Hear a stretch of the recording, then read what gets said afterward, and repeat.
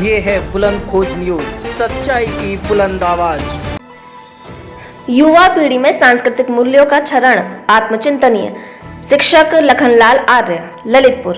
All India Mahapadma नंद community educated association नंद युवा वाहिनी सविता महासभा की एक बैठक स्थानीय श्री श्री 1008 हरि सिद्धि शक्तिपीठ माता मंदिर चिकियापुरा मड़ावरा में जिलाध्यक्ष AIMCEAR रत्न शिक्षक लखनलाल आर्य के मुख्य आतिथ्य व मुखिया सुंदरलाल सेन की अध्यक्षता, जिला अध्यक्ष नंद युवा वाहिनी राम कुमार सेन, धनीराम सेन सिमरिया के विशिष्ट आतिथ्य में संपन्न हुई। मुख्य अतिथि आर्य रत्न शिक्षक लखनलाल आर्य ने कहा कि युवा पीढ़ी में सांस्कृतिक मूल्यों का क्षरण आत्मचिंतनीय है। हम सभी को अपने आहार, आचार विचार और व्यवहार में सुधार करना होगा, तभी आने वाली पीढ़ी को सुशिक्षित व सुसंस्कारित बनाया जा सकता है। उन्होंने कहा कि आगामी बैठक 29 मार्च को सिरोन मड़ावरा में होगी, जिसमें स्वरुचि भोज भी दिया जाएगा। नंद युवा वाहिनी जिलाध्यक्ष राम कुमार सेन, अजान संजय सेन, सीताराम सेन, शिक्षक धनीराम सेन सिमरिया, गौरी शंकर सेन, ब्लॉक अध्यक्ष सेन समाज ने कहा कि हम सभी संकल्प लेते हैं कि अपने बच्चों को नशा आदि दुर्व्यसनों से मुक्त करते हुए उत्तम शिक्षा के प्रति कार्य करेंगे। नंद युवा वाहिनी ब्लॉक अध्यक्ष चंद्र प्रकाश सेन, महामंत्री रविंद्र सेन, रनगांव शिवम सेन, ऋषि सेन, मनीष सेन, संतोष सेन, गडौली, लालचंद्र सेन, उल्दना कला ने कहा कि समाज को मुख्य धारा में जोड़ने के लिए बालिकाओं को सुशिक्षित करना ही होगा। इस अवसर पर बबीता सेन सिमरिया, मीनू सेन सिमरिया, साक्षी सेन, शिवानी सेन सिमरिया, कार्तिक सेन, आसिता सेन सिमरिया, जगदीश सेन, मनीष सेन, चंद्र प्रकाश सेन, छोटू, रविंद्र सेन रनगांव, रवि कुमार सेन, सुनील सेन, संजय कुमार सेन, शिवम सेन, पुष्पेंद्र सेन, सिकंदर सेन सिलावन, रामजी सेन, सुनील सेन बड़ौखरा, ऋषि सेन, धनीराम सेन सिमरिया, राजकुमार सेन, संतोष सेन गडौली कला, पृथ्वीराज सेन सिमरिया, गौरी शंकर सेन, ऋषिराज सेन सिरोन, लालचंद्र सेन उल्दना कला, रोहित सेन आदि उपस्थित रहे। संचालन राम कुमार सेन जिलाध्यक्ष नंद युवा वाहिनी व आभार गौरी शंकर सेन ब्लॉक अध्यक्ष मड़ावरा ने किया। पाप कर, 2 घड़ी परमात्मा का जाप कर, भक्ति शक्ति मुक्ति मिलती बोलना, और भक्ति करनी है तो अपने आप कर। मन के मंदिर में वो आएगा नजर, कहाँ मिलेगा? मन के मंदिर में वो आएगा नजर। पहले मन के आईने को साफ कर, पहले मन के आईने को साफ कर। और भूल से भी कोई पाप हो जाए, अगर भूल से भी कोई पाप हो जाए तो एकांत बैठकर पश्चाताप कर, और जिंदगी में भूल करना पाप कर, 2 घड़ी परमात्मा का जाप कर। राह में कांटे बड़े बेमोल हैं, जीवन की जो राह है, राह में कांटे बड़े बेमोल हैं, चलना संभल कर, राह में कांटे बड़े बेमोल हैं, रखना कदम संभल कर, हर पल पल संभल करके रखना है।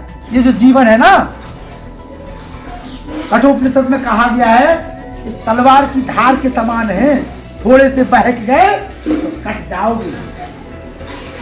तलवार की धार पर चल रहे हो आप, ये जीवन आपका, थोड़ी सी दुर्घटना घटी और आपका प्राण अंत हो गया।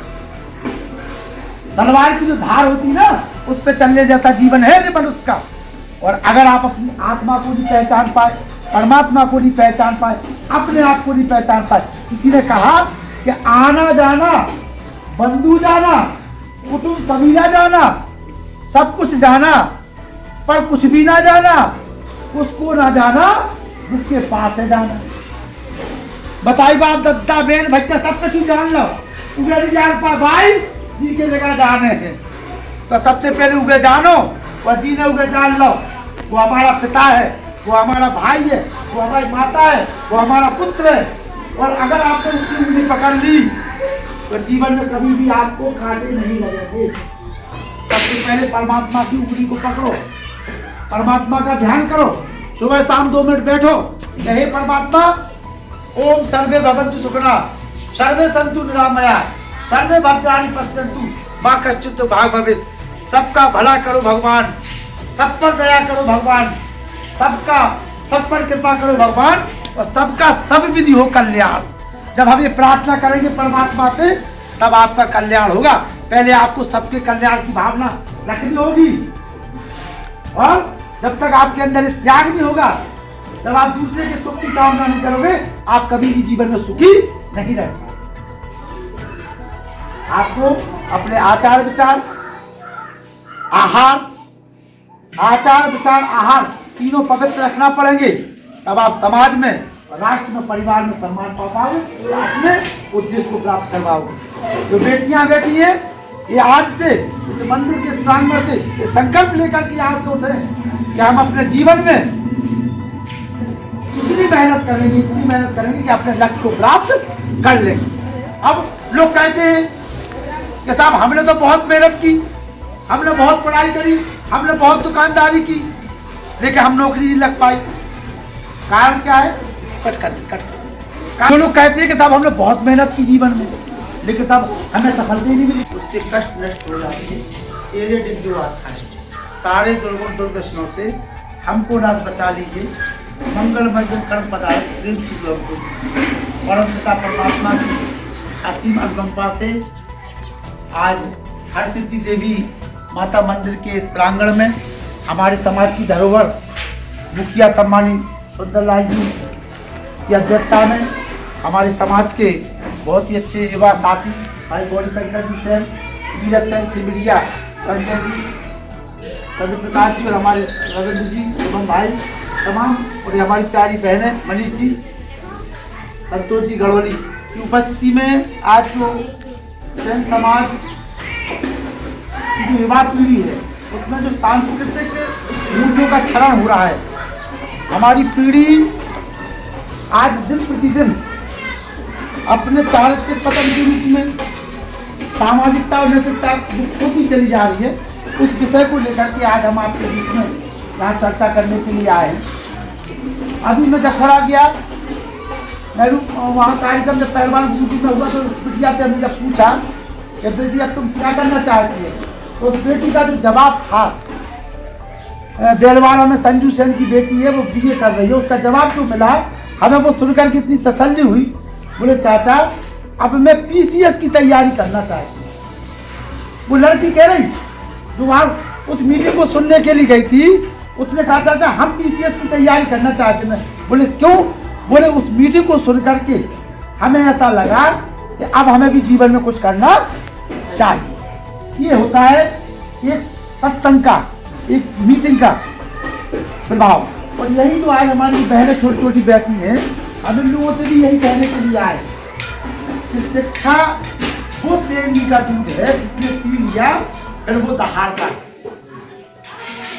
अगर हम आपके बीच में खड़े हैं, हमने भी मेहनत मजदूरी करके परिवार का भरण पोषण हमारे पिता ने माता जी ने किया, हमने किया मजदूरी करके, और लेकिन शिक्षा रूपी जो सेवी का दूध था वो पिया, शिक्षा ली, अध्यापक बने, आज आपके बीच में यहाँ खड़े हुए। ऐसी कोई चीज नहीं है बेटा इस संसार सागर में जो हम प्राप्त नहीं कर सकते। केवल और केवल अगर हमें दृढ़ संकल्पित हो जाए, हमें तय कर ले, हमें ठान ले कि हमें ये करना है। आज सरकार की तरफ से कक्षा 1 से लेकर के 8 तक की फ्री शिक्षा आपके गाँव में मिल रही है। खाने के लिए भोजन मिल रहा, 2 ड्रेसें मिल रही, बस्ता मिल रही, किताबें मिल रही, मोजा मिल रहे, जूता मिल रहे। इसके बाद देखिए कक्षा 5 से नवोदय की खिलाते हैं। आपका बच्चा टैलेंटेड है, नवोदय की परीक्षा दवाओ, 12 तक की परीक्षा फ्री है। उत्तर प्रदेश में सिकंदराबाद में 2-3 दिन पहले गाइडलाइन आई थी कि जो भी IAS PCS की तैयारी करना चाहता है, मुख्यमंत्री अभ्युदय योजना, उसमें आप रजिस्ट्रेशन कराइए। कोचिंग आपको 18 मंडलों में वो तैयार हो गई है, झांसी में आपको पढ़ने को मिल जाएगी। आपके पास पैसे नहीं है, वो आपको PCS की तैयारी करा के देंगे। अब अगर आप पढ़ोगे नहीं, लिखोगे नहीं, तो फिर कोई कुछ नहीं कर पाएगा। फिर आप कहते रहोगे साहब हम तो गरीब हैं, तो जिंदगी भर आप अगर गरीब हो, आप गरीब नहीं हो। यहाँ जितने लोग बैठे हैं वे 20 रुपया को गुटखा अपने मुंह में दबाएं, 20-20 रुपया गुटखा, और दिन भर में कम से कम 5 गुटखा अगर भी खा रहे तो 100 रुपया खर्च कर दो। और जो आदमी 100 रुपया एक दिन में खर्च कर रहा हो तो 3 दिन में कितने को 3000 रुपया, और 3000 रुपया और मिला दो तो 6000 रुपया में इलाहाबाद और दिल्ली के अंदर रहकर तुम्हारी IAS PCS की कोचिंग भी हो सके और पढ़ाई भी हो सके, तुम्हारे बहन भैया वकील भी बन सके, डॉक्टर इंजीनियर भी बन सके। लेकिन हम इतने अंधविश्वासों में, हम इतने पाखंडों में इतने डूबे हुए हैं, हमारे आचार विचार इतने गंदे हो चुके हैं, हम इतने अपवित्र हो गए हैं कि सब कुछ होते हुए भी हम एक रोड़ा रोते हैं कि साहब हमारे पास पैसा नहीं है, हम तो गरीब हैं। आप गरीब नहीं हो, अगर गरीब है तो वो है आपकी विचारधारा जिसने आपको गरीब बना के रखा हुआ है। उदाहरण के तौर पे बता दें हम आपको दादा, एक बार इस जंगल में एक किसान और रहते थे, तो वहां जो एक गुरु और चेला घूमते घामते पहुंच गए। तो गुरु और चेला रात होगी तो उन्होंने कहा चलो आज भोजन हम यहीं करें। क्या हुआ पता है, भोजन उन्होंने जब देखा उसको बुलाया गुरु चेला को, तो भैया पास में आ जाओ, आप हमारे पास में आ जाओ। तो उन्होंने कहा कि गुरु को बुलाया कि आप आज आप भोजन करेंगे। गुरु ने कहा तो एक किसान निकला जिसके फटे कपड़े थे, फिर उसकी पत्नी निकली, वो उसके भी कपड़े अपने फटे थे, बच्चे निकले वो भी ऐसे ही करी। गुरु ने कहा कि आज तो भोजन हम आप क्या करेंगे, बोले करिए। भोजन कर लिया, जब भोजन कर दिया उसने पूछा कि ये बताइए ये जो जमीन पड़ी हुई है 4 ओर किसकी है? बोले साहब हमारी जमीन है। बोले आपकी जमीन है? बोले अच्छा है। बोले पर आपकी गुजर बसर कैसे चलती है, ये तो उपजाऊ नहीं है। बोले हमारे पास एक भैंस है और भाई इतना दूध देते है कि हमारा वो भैंस के दूध से काम चल रहा हो, तो गुजारा चल रहा हूँ। रात के बढ़िया गुरु चेला ने अच्छे भोजन करे किसान की थे, सोन लगे जब तो गुरु बोले चेला से कल सुबह ना पड़े 4 बजे उठना हो, जा किसान की भैंस लेके कल यार चेला कर लो जो कैसे गुरु हमारे, तो वही ना भोजन करा क्या वही की भैंस लेकर भाग जाना। कल सुबह क्या करने तुम तो ध्यान सुबह भाव जो गुरु ने कही चेला ने बेव करो, भैंस लेकर 2 जना भाग गए। भैया किसान परेशान, रोजी रोटी वही की किसान की हुई तो चलती भैंस से। जब वो परेशान हो तो फिर उसने जंगल में जाके लकड़ियाँ काटी, लकड़ियाँ बेची, पैसा मिले, तो पैसा से फिर जो खेत आते उन खेतन में खेती करी, फिर उसे अनाज आओ, अनाज से साग सब्जी फल की खेती करी, और साग सब्जी फल की खेती करने के बाद जो आलम भाव कहते वो पूरे क्षेत्र में सबसे बड़े फलन के व्यापारी बन गए। अब कुछ दिनों के बाद जो वो चेला था संतोष जी, जो वो चेला तो पूरे की हमारे गुरु ने एक बहुत बड़ा बुरा काम करो तो ये की भैंस ले गए तो बेचारे को परिवार कैसे पल लगे। चलो जाके देखो वही स्थान पे तो बड़ा अच्छा घर बनो, 4 ही बगले बाग बगीचा। तो चेला ने सोची जो तो हो ही नहीं सके, हम तो आज इधर तो कछू तो एक कुटिया आती। जब वे भगन लगे तो किसान ने बुलाओ, कल भैया में तो बहुत पहले आए थे ऐसे तो बोले भैया में हम यहाँ आए किसान, कल अब तो तुम्हारे तो इतनी बड़े ठाठ हवेली हो गई। कल जब कहा तो कल जब हमारी क्या बताएं, ये गुरु जी चेला आए इतना रात रुके, वो हमारी भैंस आती में भैंस हिला गई, तो हम बहुत परेशान हुए। तो परेशान हुए तो हमने फिर ऐसे करो कि हम आज ऐसे बन गए। ऐसे जो सेन समाज है उनकी जब ये भैंस बंदी जो कट कर दो, सेन समाज के तब तक इस समाज में और राष्ट्र में उन्नति नहीं कर पाए। मैंने बैठी कुछ 6 बातें हम आपको बताना चाहती हूँ। मैं की चरक ने कहा जब हम अगर समाज में तुम्हें सम्मान पाना है, तुम्हें राजनीति में आगे बढ़ना है, व्यापार में आगे बढ़ना है, तो 6 बातें सीखी। 6 बातें क्या है? पहली बात है महर्षि चरक कहती है कि आप जो है पूर्वाभिभाषी बनिए। पूर्वाभिभाषी का मतलब होता है पहले बोलने की आदत। पहले बोलने का मतलब हम और संजय जी मिले, संजय जी उम्र में हमसे छोटे हैं, लेकिन हमने पहले देखा तो हम कहेंगे संजय जी नमस्कार। हमारे दादाजी की बुराई हो गई, परिवार में भाई भाई की बुराई हो गई, बहन बहन की बुराई हो गई, भैया भैया की बुराई हो गई। अब बेकरा हम नहीं बोले और बेकरा हम नहीं बोले, तो दोनों में लड़ाई है। तो जिसको मौका मिले वो पहले बोल लेगा, तो जो विरोधी होगा जो दुश्मन होगा वो भी आपका मित्र बन जाए। बनेगा कि नहीं? जब पहले अपन बोल लेते हैं तो दूसरा अपने आप आपका मित्र हो जाता है। सेन समाज में कितने बने? कहने का लीजिए, आप मान लीजिए सेन समाज में एक गाड़ी आ रही कहाँ से, एक गाड़ी मार से आ रही, एक गाड़ी नहर से आ रही। वो सोच रहा हम पटरी से उतारे, जो सोच रहा हम पटरी से उतारे, क्या होगा? तो पहली बात क्या है कि पूर्वाभि भांति बनिया। और दूसरी बात है सोमुखा, सुंदर मुख वाले बनिया। सुंदर मुख का क्या मतलब बेटा? सुंदर मुख का है मतलब कि हम इतने प्रसन्नचित्त रहे, इतने आनंदित रहे, लिपस्टिक पाउडर से नहीं, क्रीम पाउडर से सुंदर मुख वाले नहीं बनते। आपके चेहरे पे तेज होना चाहिए, आप जहां भी जाओ प्रसन्नता लेकर के जाओ, मतलब सोमुखा, सुंदर मुख वाले। और तीसरी बात कही महर्षि चरक ने कि दुर्गेतु विपत्ता, आप किसी की विपत्ति में हंसिए मत। क्या बनिए? शिवम, सहयोगी बनिए। अगर किसी पे विपत्ति आ जाए तो आप उसके क्या बनिए? सहयोगी। इनके चेहरे भी दिखाते हो,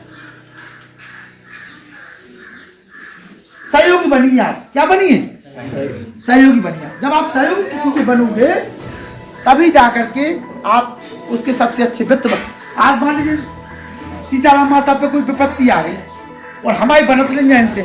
अब अगर हम सीताराम जी की माता की आज काम में आ गए तो समझ लो कि हमसे बड़ो दोस्त इनको संसार में कोई जीवन में नहीं उतरा, और ये हम ही को मानो।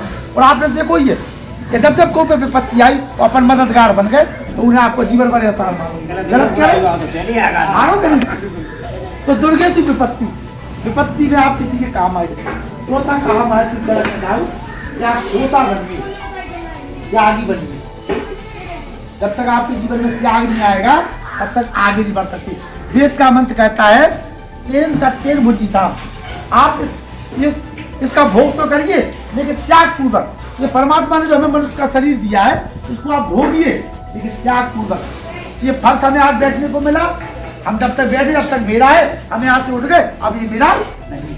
इसी प्रकार से हमें ये जीवन मिला है, हम त्याग पूर्वक, त्याग की भावना। पांचवी बात कही संजय जी, महर्षि चरक कहते हैं कि आचार बंधनम। जो आपके गुरु हैं बेटा, जो आपके गुरु हैं, माता पिता भी गुरु है, दादा दादी भी गुरु है, सास ससुर भी गुरु है, चाचा चाची भी। ये जो गुरु हैं इनकी आप वंदना करिए, इनको आप सम्मान दीजिए। जब आप अपने से बड़ों को सम्मान दोगे तो आप समाज में और राष्ट्र में इज्जत पाओगे। और आखिरी बात कही उन्होंने, अतिथि सत्कारम।